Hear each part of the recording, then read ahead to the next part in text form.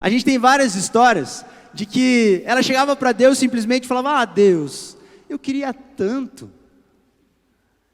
E acontece. Semana passada a gente foi no mercado.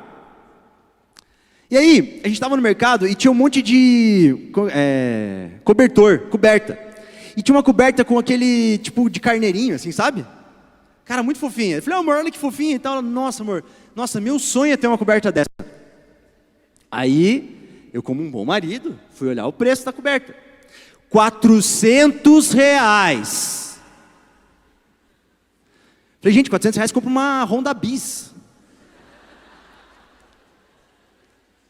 Aí ela falou: não estou pedindo. Eu falei: não, mas só quero te falar que R$400 uma coberta é um absurdo. Eu saí um pouco revoltado daquele momento, mas ela falou assim: sei lá, queria tanto uma cobertinha nova para nossa cama. Eu falei: também, mas uma moto, sei lá, você começa a comparar o que você faz com R$400. Não é R$3, é 400. Cara, não tô zoando, cara.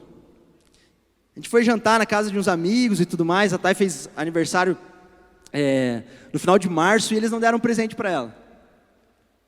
A gente termina de jantar, vem com uma caixa gigantesca e abrem. O que tem dentro da caixa?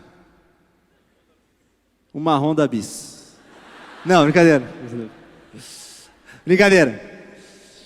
Uma coberta de pelinho de carneiro. E ela fala: nossa, eu queria essa coberta. Eu falei: Santa Thaís. Gente, eu estou distribuindo a medalhinha dela lá atrás, quem quiser. Funciona, cara, funciona. Teve uma vez que ela estava lá no retiro, tinha que escrever o sonho num papelzinho, botar num balãozinho e deixar subir para Deus. Já foi nesse retiro? Aqui entre nós. Ela foi lá e escreveu: um sonho. Tipo, geralmente, quando você vai botar um sonho para Deus, você bota um sonho, uma coisa mais tipo espiritual, assim, né? Você vai falar: quero ganhar almas para Jesus. E ela falou assim: Deus, eu queria ir para Disney com o Ali. Meu, mal terminou o ano, a gente ganhou uma viagem para Disney.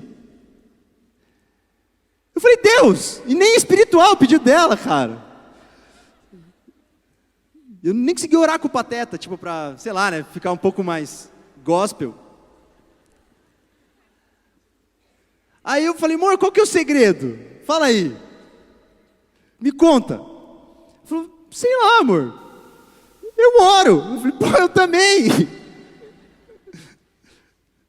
E ela fala: amor, eu acho que eu sou muito sincera. Eu falei: eu sei disso, eu sou seu marido. Às vezes passa do ponto essa sinceridade. Mas ela fala: eu simplesmente falo. E eu vejo a galera orando às vezes assim, fala: ó Deus Redentor, magnífico, magnânimo, excelso Senhor. Agora venho lhes a ti, lhes entregar-lhe-vos a minha adoração e louvor-lhes. Mostra que você não tem intimidade nenhuma com Deus e que você não está tendo tempo com Ele. E a minha esposa passa no mercado e fala: nossa, Deus, queria tanto uma cobertinha de carneiro, e leva. Eu acredito que quebrantamento tem a ver com sinceridade. Tem a ver com, imagina um ovo que você quebra e de repente você consegue ver tudo que tem ali dentro. A gema, a clara, a casca, e está tudo em aberto, não tem nada para ser escondido. Quebrantamento não é apenas sinceridade no pensamento. Eu falo: Deus, eu vou ser extremamente sincero com o Senhor, eu vou confessar todos os meus pecados. Você pode ser quebrantado nos seus pensamentos, mas eu acredito que o quebrantamento é algo interno, é nosso sentimento. É quando a gente entrega e abre os nossos sentimentos para Deus. Se você está com raiva, você manifesta a tua raiva diante de Deus.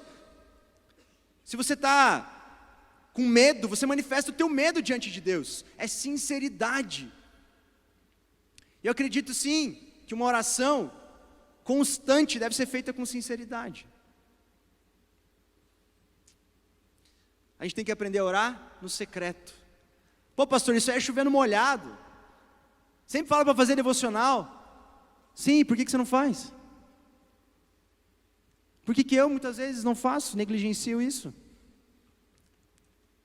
Existe um livro do C.S. Lewis que fala Cartas do Diabo ao seu aprendiz.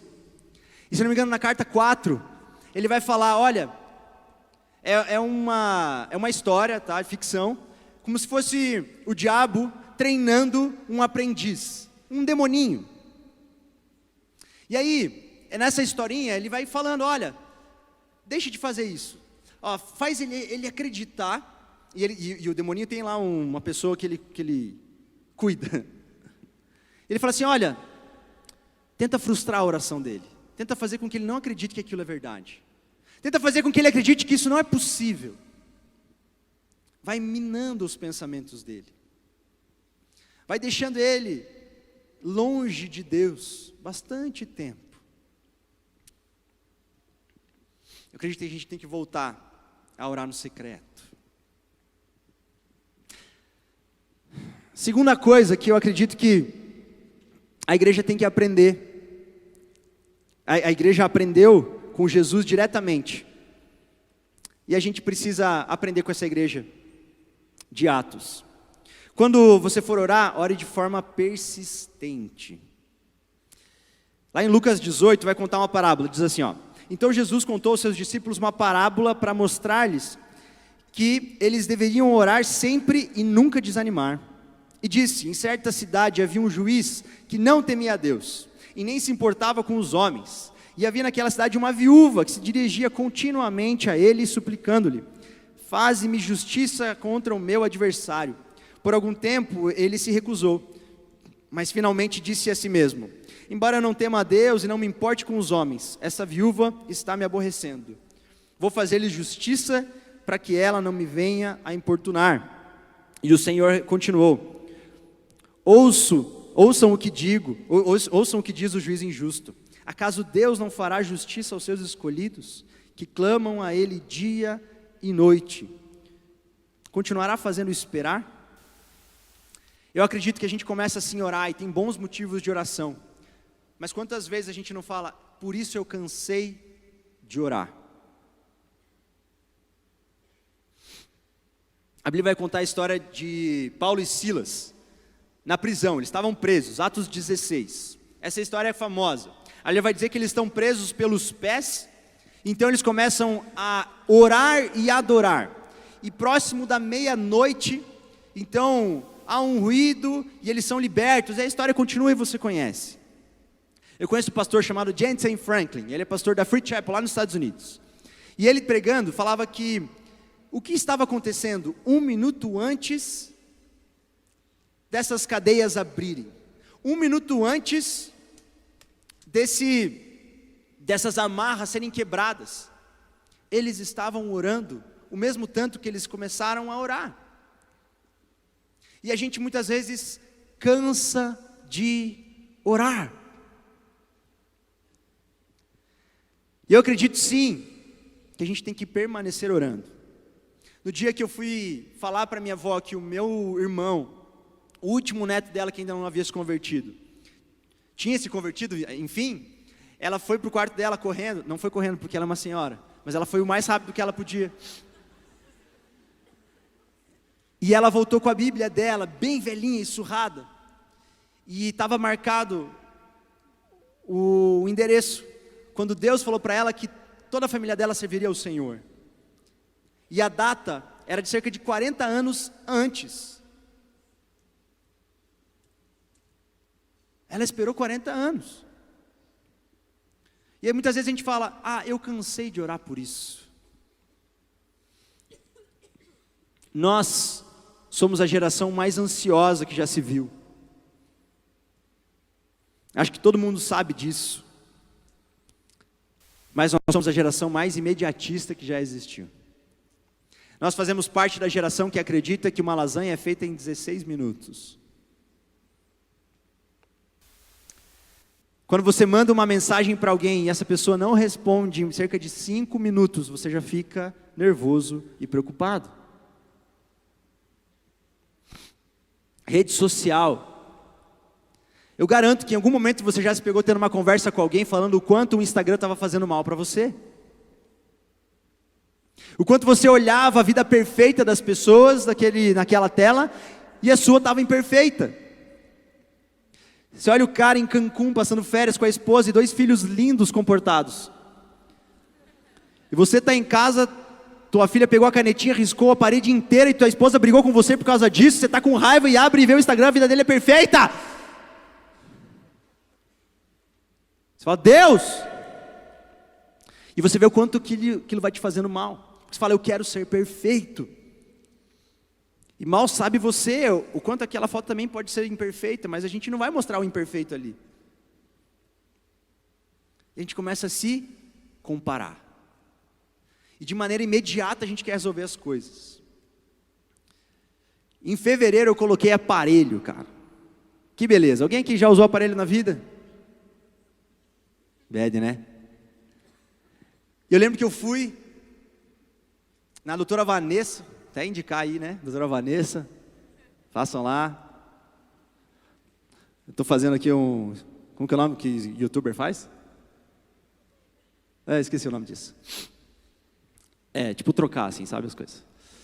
E eu fui na doutora Vanessa e falei doutora, eu preciso usar aparelho? Ela falou assim, sim, você precisa usar aparelho. Em quanto tempo vai resolver o meu problema? Ela, 2, 3 anos. Aí eu falei, nossa, cara, eu tenho uma desanimada. Eu falei, acho que não vou pôr não. Ela falou, quanto mais tempo você demorar para pôr, melhor, antes vai ficar pronto. Mas 2, 3 anos para mim parecia muito tempo. Parecia uma eternidade. Porque a gente não consegue esperar para um tratamento funcionar. A gente acha que oração é como se fosse um medicamento de uso pontual. Você está com dor de cabeça? Tome esse medicamento. Mas não. A oração é como se fosse um medicamento de uso contínuo, em que você não pode parar de tomar, senão você vai passar mal. Oração não é apenas por um momento, tem que ser constante. A gente não pode se cansar de orar.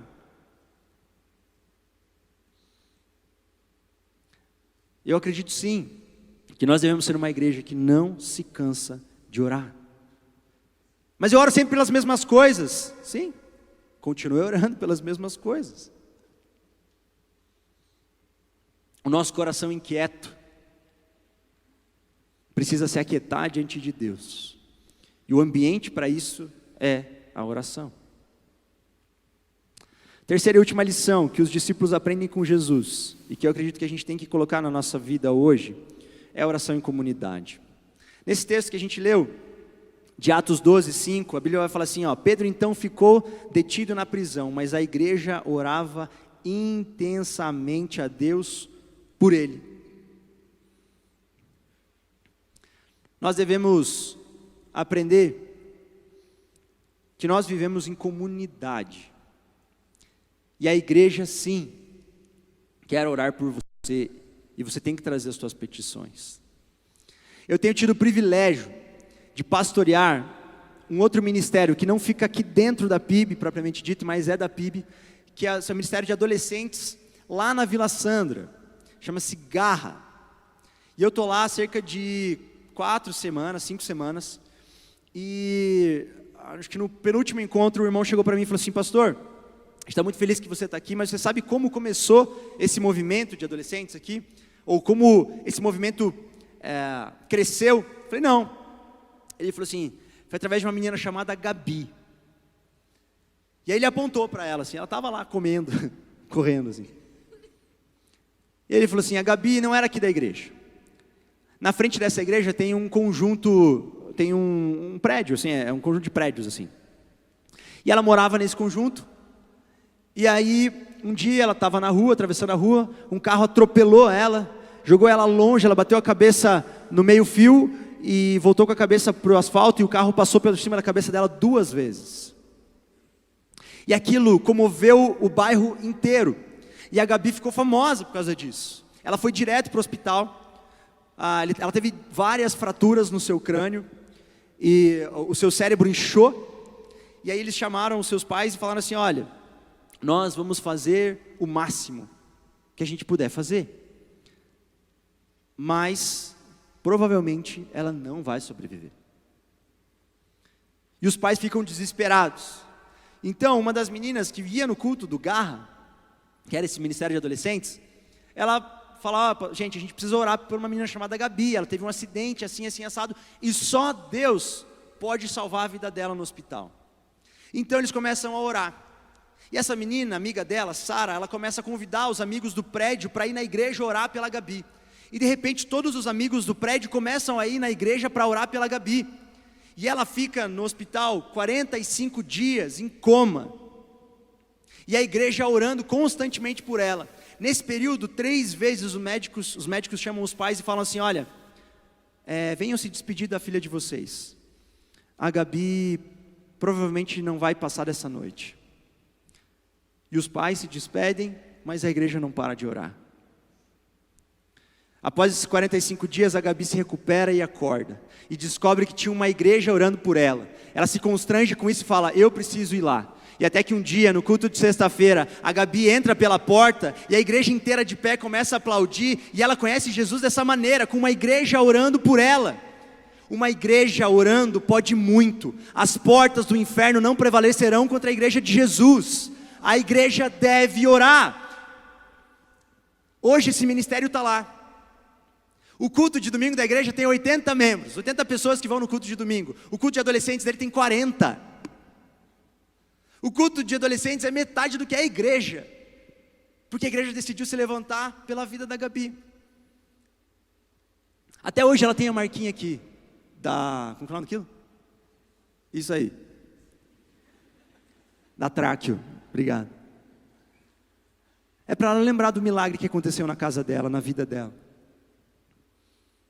E de como Deus usou a igreja para orar por ela.